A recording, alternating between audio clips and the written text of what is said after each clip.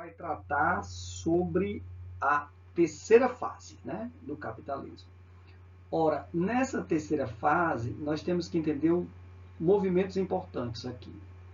Você tem um processo de enfraquecimento do liberalismo econômico. É claro que ele não desaparece, mas ele enfraquece quando você tem a crise violenta da quebra da Bolsa, né? De 29, quebra da Bolsa de Nova York em 1929. Portanto, nós estamos falando agora dessa terceira fase, século XX. Né? Começo do século XX e todo esse século XX até mais ou menos fim do século XX, até anos 80 talvez, né? Já que a quarta fase, como eu vou defender aqui que ela exista, né? Que ela existe, se dá fundamentalmente com o processo de globalização, principalmente pós-queda do Muro de Berlim, 1989, e fim da União Soviética em 1991. Bom, essa terceira fase do capitalismo ela é chamada de capitalismo monopolista, financeiro e também chamado de bancário. Aqui está a união entre duas coisas importantes. Está a união da indústria com os bancos. Então, os industriais com os bancários estão, nesse momento aqui da terceira fase do capitalismo, de mãos dadas. Né? É aqui que se dá a junção entre empresários industriais, portanto, né, os empresários da indústria, e os empresários da financiarização da economia, que são os bancários. Ao mesmo tempo, aqui vai começar a aparecer as gigantescas corporações, as grandes empresas, as grandes multinacionais, né, as grandes transnacionais, as empresas globais. A economia agora não está mais centrada fundamentalmente na indústria, apesar de ela não ter perdido a força, a potência, né? Mas ela está centrada agora na financiarização das grandes corporações e, claro, na especulação da economia via bolsas de valores. As empresas agora, né, as indústrias, além de venderem os seus próprios produtos, elas vendem a própria empresa. Como, professor? Elas repartem as empresas ou as indústrias em vários pedaços. Esses pedaços são chamados de ações e são postas para serem vendidas como outra mercadoria qualquer. Portanto, você tem a indústria vendendo os seus produtos específicos, por exemplo, né? Indústrias que vendem celulares, por exemplo, elas vendem os seus próprios celulares, mas ao mesmo tempo elas vendem a empresa inteira. Como? Fracionando essas empresas via mercado acionário, né? Que vai fazer com que, evidentemente, a empresa tenha grandes lucros, ou também, caso o negócio, né, entre em declínio, perdas violentas. Você tem um processo de expansão dessas empresas multitransnacionais, essas empresas globais. Elas vão se instalar principalmente nos mercados ou nos países em desenvolvimento ou subdesenvolvidos, porque essas empresas que estão chegando em todas as partes do mundo estão atrás de matérias-primas abundantes para diminuir o preço da produção dos seus produtos e estão atrás de trabalhadores baratos, ou seja, de locais onde se pague pouco o trabalhador, para também diminuir o preço de produção das suas mercadorias, para aumentar, no final das contas, o lucro dessas empresas, né? O lucro. Essa é a ideia. Chega muitas empresas dessas aqui no Brasil, no começo do século XX e na segunda metade do século XX também, né? O processo de intensificação da chegada das das transnacionais aqui no Brasil. O liberalismo econômico entra em crise, como eu falei, com a quebra da Bolsa de Nova York em 1929. Essa ideia de que a livre iniciativa em que a mão invisível do mercado organizaria, administraria de forma natural os mercados e a economia, entra em xeque, né, ou entra em problema com a quebra da Bolsa de 29. O que aconteceu lá, né, nesse período? Você tem um excesso de produtividade, não esqueça que a segunda fase do capitalismo vai aumentar esse processo produtivo de forma muito violenta, né? Máquinas, petróleo, carvão mineral, ferrovias e etc, etc, etc. Então, um processo produtivo muito rápido, muitas mercadorias, muitas mercadorias, muitas mercadorias, mas ao mesmo tempo você tinha baixíssimos salários, altíssimas jornadas de trabalho, os trabalhadores cada vez mais pauperizados, mais pobres, ganhavam cada vez menos e trabalhavam cada vez mais. Os trabalhadores não tinham condição ou dinheiro para comprar essas mercadorias que estavam sendo produzidas de forma acelerada. Acúmulo de mercadoria, sem ninguém para comprar. Você tem o quê? Crise econômica. O atolamento de mercadorias sem serem vendidas. Aí o sistema entra em declínio, entra em crise. Foi justamente a quebra da Bolsa de Nova York em 1929. E aí é por isso que vamos precisar rever esse modelo econômico liberal, né? Além dessas características que a gente já falou, desse capitalismo monopolista, desse capitalismo financeiro e bancário, que é a mesma coisa, nós temos algumas outras características que vai marcar essa fase do capitalismo.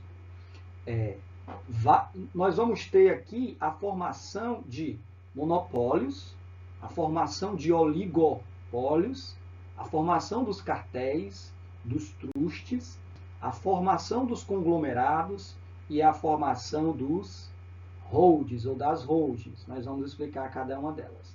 Em primeiro, o que é um monopólio, né? O monopólio seria quando uma única empresa ou um único vendedor ou um único prestador de serviço dominaria o mercado daquele produto ou daquele serviço. Aqui é uma pequena definição do que é. Estou trazendo dois exemplos aqui, né, para mostrar mais ou menos essa ideia do monopólio. Mono 1, pólio, comercialização ou venda. Venda ou comercialização por um apenas. Quando a gente fala em buscas na internet, a primeira coisa que nos vem à mente, logo, né, não só minha, mas da maior parte da população e do mundo, é a Google. E a gente pode dizer que a Google é um exemplo de monopólio na área da prestação de serviço das buscas na internet. Um outro exemplo, apesar de não ser tão claro esse monopólio, porque você já tem várias outras empresas que fazem esse serviço, principalmente na atualidade, é a Netflix. Quando você fala em serviço de streaming, a primeira coisa que lhe vem à mente, ou uma das primeiras coisas, é a Netflix, né?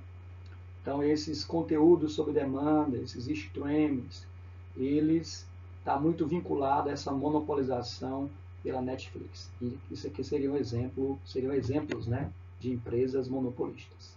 Outra característica é a formação dos oligopólios. Ora, os oligopólios, a palavra já é muito sugestiva, né? Pólios, mais uma vez, o pólio, venda, comercialização. E oligo é a palavrinha para alguns ou para poucos. Então, poucos comercializam ou vendem. Então, o que significa oligopólio? Quando algumas empresas dominam o comércio de um bem, de uma mercadoria ou de um serviço. Estou trazendo 3 exemplos aqui para vocês verem, né, como esse oligopólio se marca nesses 3 exemplos.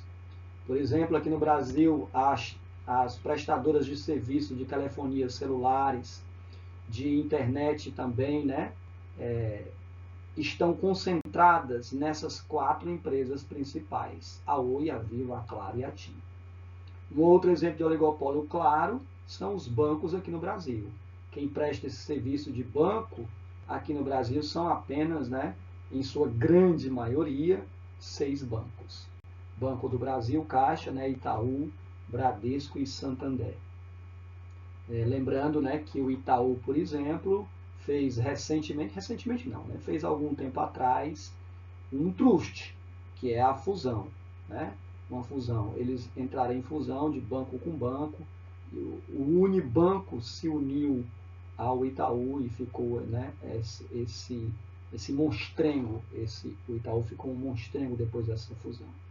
E um outro exemplo, né, são concessionárias de carros, né, ou produtoras de carros, indústrias de carro, que também tem uma espécie de monopólio. É claro que você tem muitas outras empresas de produção de automóveis, mas quando se fala em produção de automóveis, vocês lembram logo, a gente lembra logo dessas 4 gigantescas empresas aqui. A Volkswagen, a Ford, né, a Fiat e a GM ou a Chevrolet. Seria o exemplo aí de oligopólio.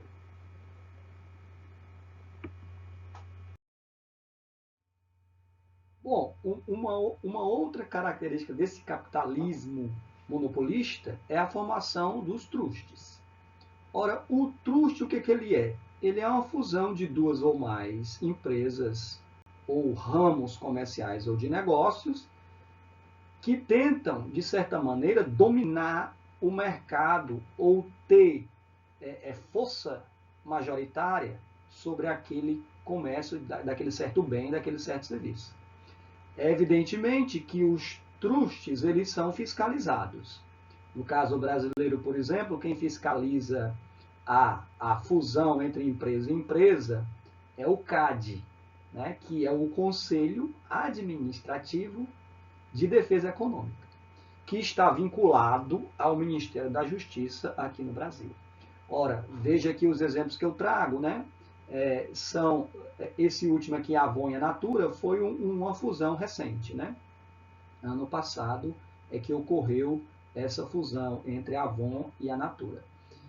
Mas tem uma muito importante também no ramo alimentício, que foi a junção, a fusão da Sadia com a Perdigão, que formou, né, a BRF.